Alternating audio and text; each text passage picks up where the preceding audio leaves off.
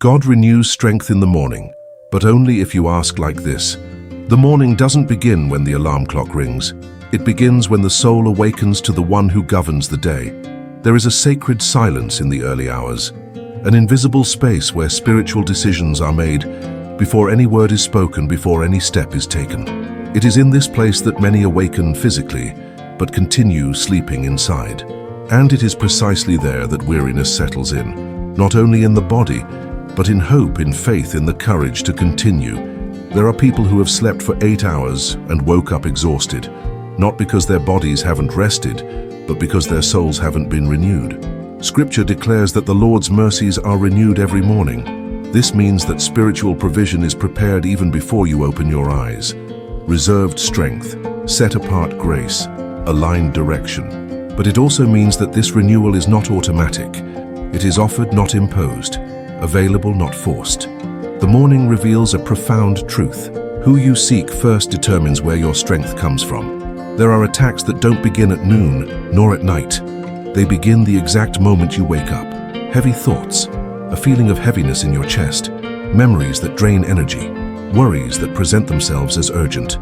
None of this is random. There is a silent struggle for primacy over your heart right at dawn. The psalmist understood this when he said that in the morning, he offered his prayer and watched. It wasn't just a devotional habit, it was a spiritual stance. He understood that the morning is a portal, and whoever enters first sets the tone for the day. When you don't ask for strength, you try to survive with what's left of yesterday. When you don't seek, you carry burdens that weren't meant for today. When you don't present yourself before God early, you allow other voices to speak before the voice that sustains you.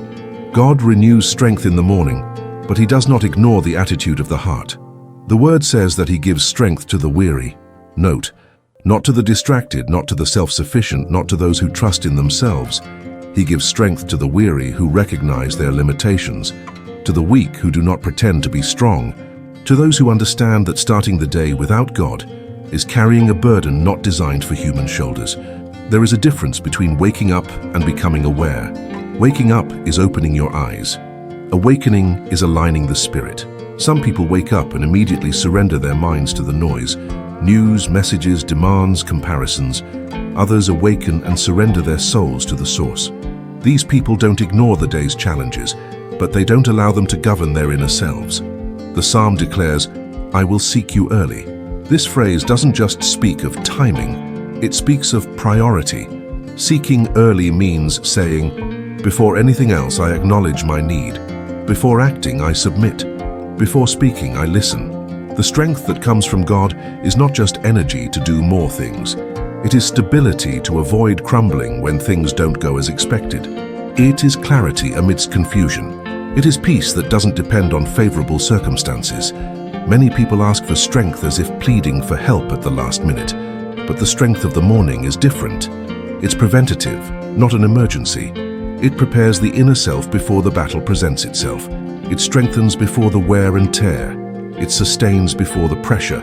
The word says that in the morning, God hears the voice of the one who prays. This doesn't mean he doesn't hear at other times, but it reveals a spiritual principle. Whoever learns to speak with God before speaking with the world learns to walk with less weight. There are days when the body gets up, but the soul remains seated on the floor. It is on these days that morning prayer cannot be rushed or mechanical. It needs to be genuine. It needs to acknowledge the weariness. It needs to confess the need. It needs to ask for strength in the right way. It's not about repeating pretty words. It's about presenting the heart as it is. God doesn't strengthen characters. He strengthens children. He doesn't respond to spiritual performances. He responds to surrender. Lamentations declares that mercies are renewed every morning because human beings need them daily. Yesterday does not sustain today. Yesterday's strength cannot carry today's weight. Each day demands a new dependence. When you wake up and don't ask for strength, you're implicitly saying, I can handle it. When you awaken and seek, you declare, I trust. Morning is the time when the heart has not yet been hardened by the pressures of the day. It is when the voice of God encounters the least resistance. It is when the soul is most sensitive to aligning intentions, adjusting thoughts, and receiving direction. Isaiah declares that God gives the weary the tongue of a disciple early in the morning. This reveals that the strength he bestows is not merely physical or emotional, but spiritual and directional. He not only sustains, he teaches how to walk. There is a strength that comes from rest, and there is a strength that comes from presence. Rest takes care of the body. Presence sustains the soul, and no night's sleep can replace a real encounter with God at dawn. Maybe you woke up today without any motivation. Maybe the weight feels heavier than you can explain. Maybe there's no clear reason, just a feeling of exhaustion. This post isn't meant to accuse you, it's meant to awaken you. The force is available. Mercy has already been shown. Grace has already been prepared. But the question remains, are you going to ask the right way? Asking the right way isn't demanding, it's acknowledging. It's not about complaining, it's about trusting. It's not about listing problems, it's about aligning the heart. Today, before anything else, there is a silent invitation. Present yourself. Watch, seek, wait, receive. Because God renews strength in the morning. But this strength rests upon those who learn to begin their day at His feet. When we look at the scriptures, we realize that the renewal of strength in the morning is not an abstract concept. It manifests itself in the lives of men who understood something essential. No one sustains great spiritual responsibilities by living on accumulated strength. All those who have walked far with God have learned to start early and to start dependent. Jesus, the Son of God, did not begin His days relying solely on His mission or His calling. The Word reveals that, while it was still dark very early, He would rise and go to solitary places to pray. This was not a detail of His routine. It was a silent declaration of dependence. If Christ Himself chose to begin the day in communion, how much more so those who bear human limitations? Jesus knew that the day would bring crowds, demands, confrontations, miracles, opposition, and weariness. He didn't wait for the pressure to arrive before seeking strength. He anticipated it. The strength that sustained His public ministry was born in the secret of the early morning hours. There is something profoundly transformative about seeking God before the day demands something of you. Jesus didn't begin the day reacting to the needs of others. He began by aligning Himself with the Father's will. That's why, even when He was physically tired, His soul remained steadfast. David also understood this principle. He was not just a king or a warrior. He was someone who knew the workings of his own soul. That is why he said, "Awake, my glory." David knew that there were days when the body awoke, but the inner glory remained asleep. And he refused to start the day like that. When David said, "Awake, my glory," he was speaking to himself before God. He was taking spiritual responsibility for his own inner self. He wasn't outsourcing his hunger for God. He wasn't blaming circumstances. He was calling his own soul to its proper position. David learned that morning praise was not just an expression of gratitude, but a way to reorganize the heart. When he praised early, he placed God above threats, wars, and fears. The strength that sustained him on the battlefields was born from the silent encounter with God at dawn. Elijah, in turn, shows us another aspect of the renewal of strength. After great victories, he became deeply exhausted. The prophet who confronted kings and false prophets now wanted to give up. This reveals an uncomfortable truth. Great spiritual experiences do not make us immune to fatigue. But notice how God deals with Elijah. He doesn't immediately rebuke him. He lets him rest. He feeds his body. And then he calls him back to the journey. The strength Elijah needed didn't come from a new confrontation, but from inner restoration. The word says that, strengthened by that food, Elijah walked for many days. This teaches us that the strength that comes from God is not momentary. It sustains long journeys. But this strength was released when Elijah recognized his limitations and allowed himself to be cared for by God. These men had something in common. None of them ignored their own inner state. None pretended to be well when they were not. None appeared before God wearing masks. They sought God early because they knew that the soul needs constant alignment. The renewal of strength doesn't happen simply because the clock strikes a new day. It happens when the heart is ready to be renewed. The morning becomes powerful, not because of the time, but because of one's attitude. Jesus was seeking direction. David was seeking alignment. Elijah sought restoration. Each person asked for strength according to their real need. There were no fixed formulas, but there was sincerity. There are days when you need guidance to make difficult decisions. There are days when you need courage to face battles. There are days when you just need sustenance to keep going. God doesn't give the same measure every day because the challenges aren't the same, but He always gives what is needed for that specific day when there is genuine seeking. The mistake many make is trying to live as if every day demands the same kind of strength. Some wake up wanting energy when in reality they need inner rest. Others ask for motivation when what they lack is surrender. There are also those who ask for energy to do more, when God wants to teach them to do less and trust more. Biblical examples show that true strength comes when the request is honest, not when it is rushed, not when it is automatic, not when it is merely a repetition of learned words. Jesus didn't say long prayers to impress people. He sought communion. David did not praise to escape reality. He praised to face it correctly. Elijah did not receive strength while he insisted on running away, but when he allowed himself to stop. These examples confront us with a silent question. How have you been starting your days? Some people start out carrying the anxiety of the future. Some people start by reliving past pains. Some people start by trying to control everything. But those who learn from Jesus, David, and Elijah begin by acknowledging that they are not self-sufficient. And this confession, far from being weakness, becomes the gateway to true strength. The renewal of the morning is not for those who think they are strong. It's for those who know they need it. It's not for those who trust in their own abilities. It's for those who surrender to grace. These men didn't seek God early because they were religious.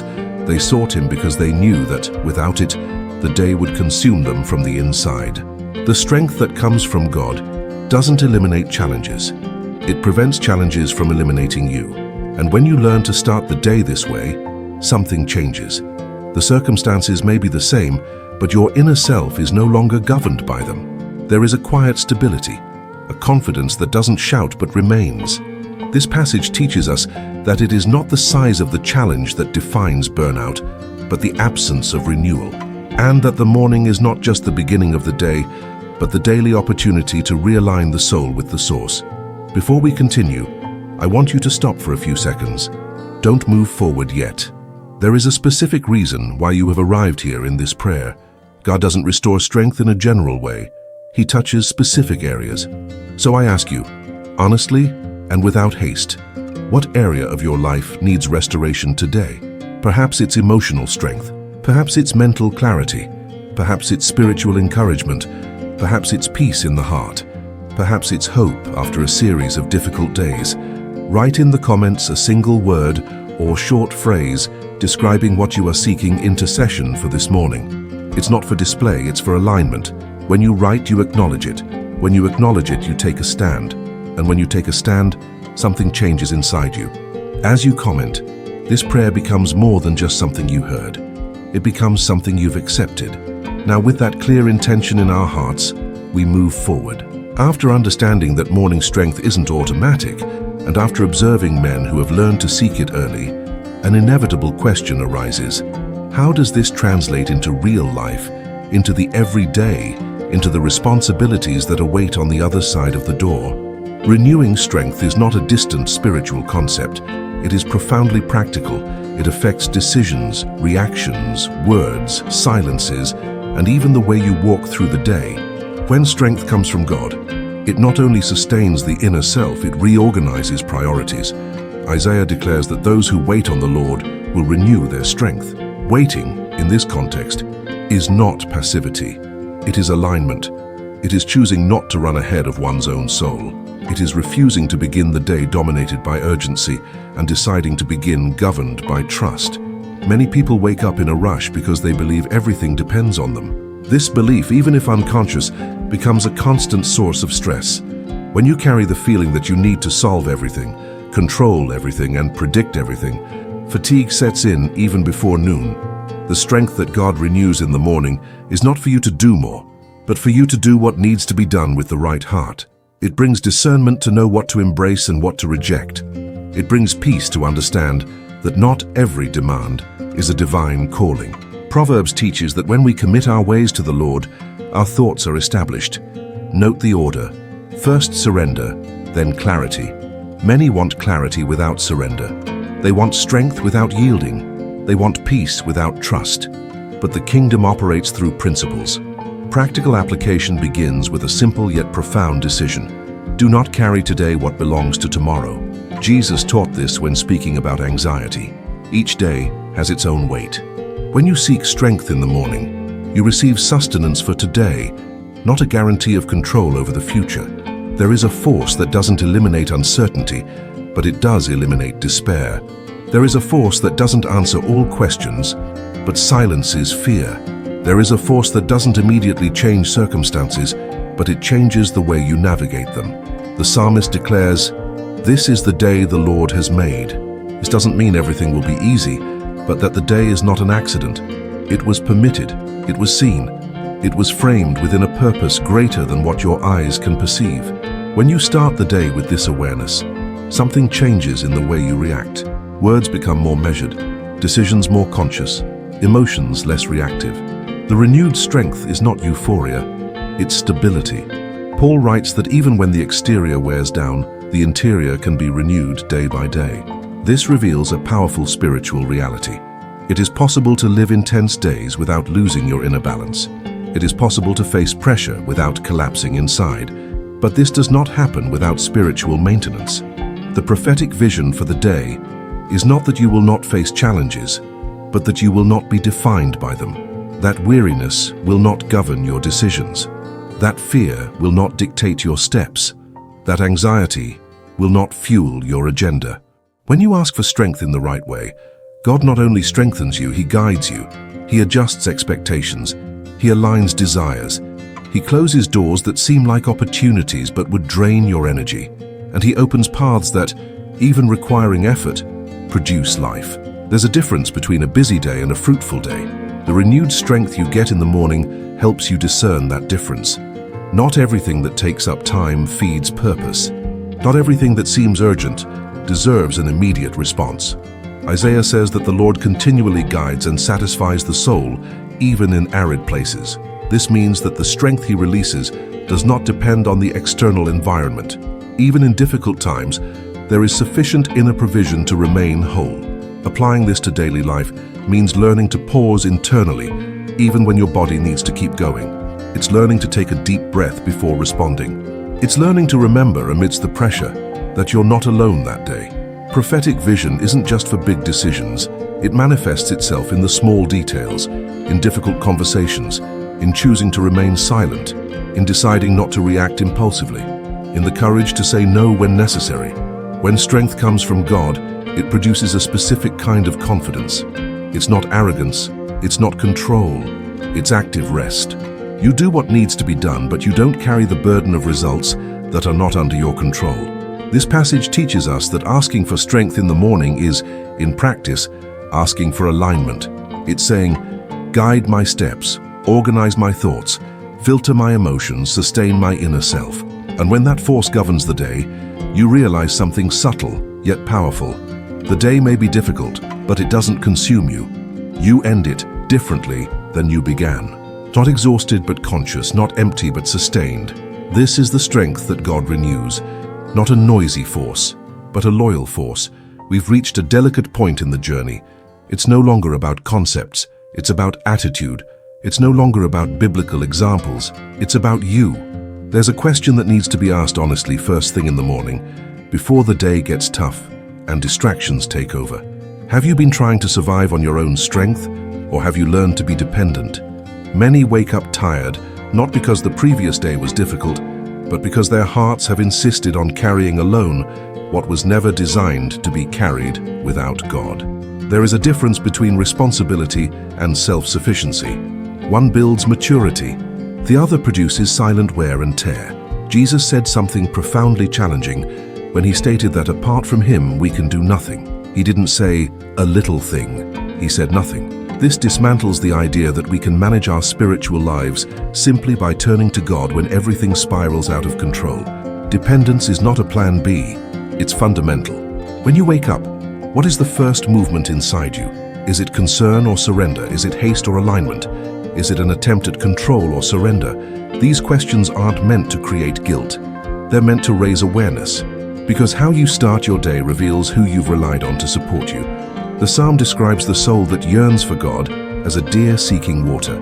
This image doesn't speak of religiosity, it speaks of need. The deer doesn't seek water out of habit, but for survival. It knows that without it, it cannot endure the journey. The question is simple, yet profound. Have you been seeking God because you recognize your need for Him, or simply out of habit? Seeking out habits can help maintain a routine. Searching out of necessity transforms the inner self. James writes that when we draw near to God, He draws near to us. This reveals that there is a divine response to every sincere movement of the human heart. It's not about perfection, it's about true intention. Perhaps you are listening to or reading this prayer and realizing that you have been starting your days on autopilot, praying quickly, asking for strength in a generic way, moving forward without truly aligning your heart. This is the time to adjust course. It's not an accusation, it's an invitation. An invitation to stop treating morning prayer as a rushed ritual. An invitation to transform this moment into a real encounter. An invitation to stop asking for strength just to endure and start asking for strength to obey, trust, and rest. Jesus also said that we should seek first the kingdom. Notice that He didn't say seek exclusively, but first. This speaks of order, priority, government. What you put in first governs the rest. When the kingdom comes first, decisions take on a different weight. Losses are interpreted differently. Frustrations don't define identity. Renewed strength isn't used merely to run faster, but to walk in the right direction. Perhaps you need to pause now and answer internally. In what area of my life have I insisted on not depending on others? Where have I asked for strength, but without relinquishing control? God doesn't invade spaces we insist on governing alone. He strengthens those who surrender, not because He needs our surrender, but because we need it so we don't break down inside. This passage is a call to silent decision. It's not a fleeting emotional decision. It's a conscious choice of stance. To say, today, I will not just ask for strength. I will align my heart. I will acknowledge limits. I will depend. If this message has resonated with you, it's no coincidence. Something is being adjusted internally. And when internal adjustments happen, entire days begin to change. Sharing this kind of content, staying connected, constantly exposing yourself to messages that realign the heart, isn't about numbers or visibility. It's about staying sensitive. It's about remembering daily where strength comes from. The final question in this section is not rhetorical. It's personal. Do you want to merely survive your days, or do you want to learn to live them sustained by God? The answer doesn't need to be spoken aloud. It needs to be experienced as soon as you wake up. Now is no longer a time for mere reflection. It's delivery time. Time to align the soul. Time to ask for strength in the right way. Wherever you are, with an open heart, allow this prayer not only to be heard, but to be adopted as an inner posture for the day that begins. Eternal God, I come before you at the start of this day, not as someone who has all the answers, but as someone who recognizes their need. I do not hide my weariness. I do not disguise my limitations. I do not rely on my own ability. I come because I know that the strength that sustains my life does not originate in me. It originates in you. Today I recognize that if I try to move forward only with what's left of yesterday, I will wear myself out. That's why I choose to start the day seeking the source. I choose to align my inner self before facing external demands. I choose to depend before acting. Your word declares that you give strength to the weary and increase the strength of those who have no vigor.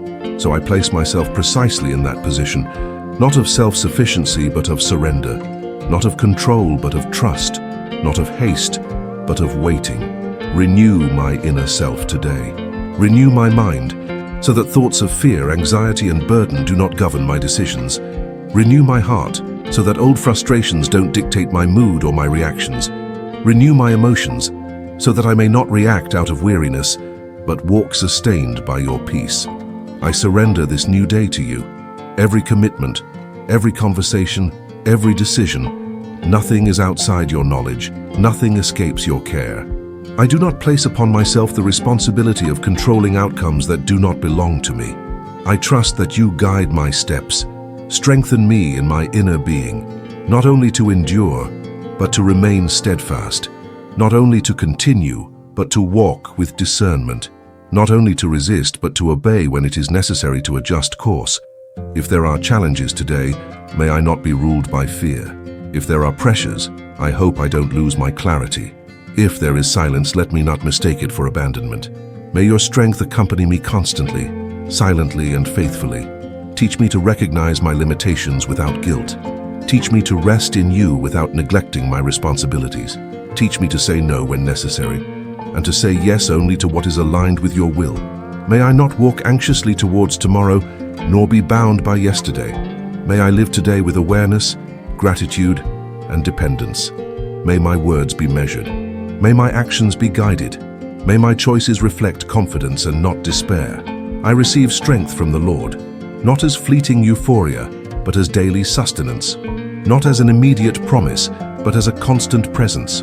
Not as exemption from difficulties, but as the firmness to overcome them. I declare that this day will not consume me, that weariness will not rule my inner self, that anxiety will not dictate my pace, that haste will not steal my spiritual sensitivity. May I walk cautiously. May I remain aligned. May I spend the entire day feeling completely absorbed inside. I trust that you are the strength of my life. I trust that you sustain those who surrender. I trust that the renewal that comes from you is sufficient for this day. So here's how I'll begin. This is how I walk. That's how I rest. Amen.